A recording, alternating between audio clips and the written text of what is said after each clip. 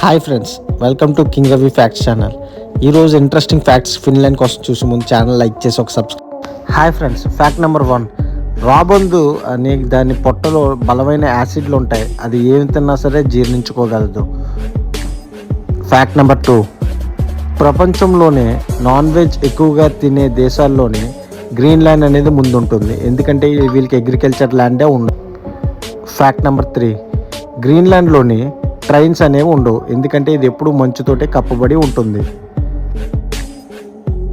Fact number 4. Finland దేశం currency దానిష్గా ఉంటారు. ఇది ₹1 మనకి ₹11 ఉంటుంది.